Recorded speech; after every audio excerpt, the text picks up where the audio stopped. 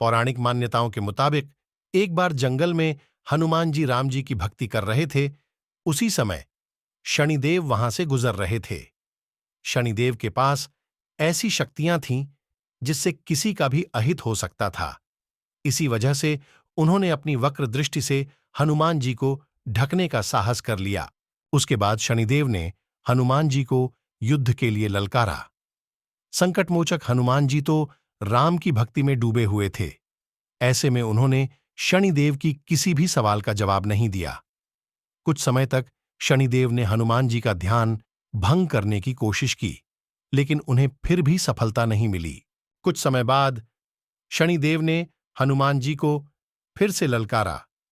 शनिदेव का ऐसा लगता था कि इस बार तो वे हनुमान जी डराने में कामयाब हो जाएंगे, लेकिन वे इस बार भी सफल नहीं हो पाए। अपना ध्यान करने के बाद हनुमान जी ने अपनी आंखें खोलीं और बड़ी ही विनम्रता से शनिदेव से पूछा कि महाराज, आप हैं कौन?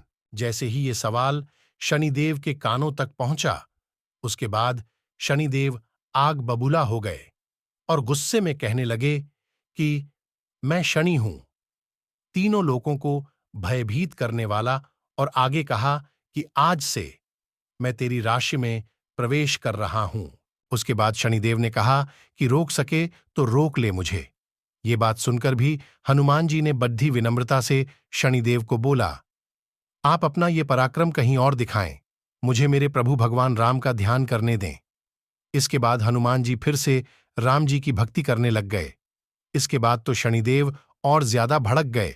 फिर शनिदेव ने हनुमान जी की बांह पकड़ ली। इसके बाद हनुमान जी ने एक झटके में शनिदेव के हाथों से बांह छुड़ा ली। इसके बाद शनिदेव को भी गुस्सा आ गया और उन्होंने विकराल रूप धारण कर लिया। इसके बाद शनिदेव यहीं नहीं रुके, उन्होंने हनुमान जी की बांह फिर से पकड़ना चाही। इसके बाद हनुमान जी को भी क्रोध आया और तत्पश्चात हनुमान जी ने शनिदेव को अपनी पूंछ में लपेट लिया। इसके बाद हनुमान जी ने गदा से शनिदेव पर भीषण प्रहार किए और उन्हें बेहद चोट आई।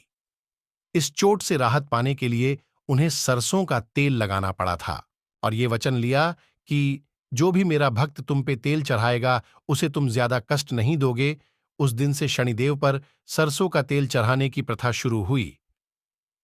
ओम हम हनुमंतये नमः, ओम हम हनुमंतये नमः, ओम हम हनुमंतये नमः, ओम शम शनिश्चराय नमः, ओम शम शनिश्चराय नमः, ओम शम शनिश्चराय नमः।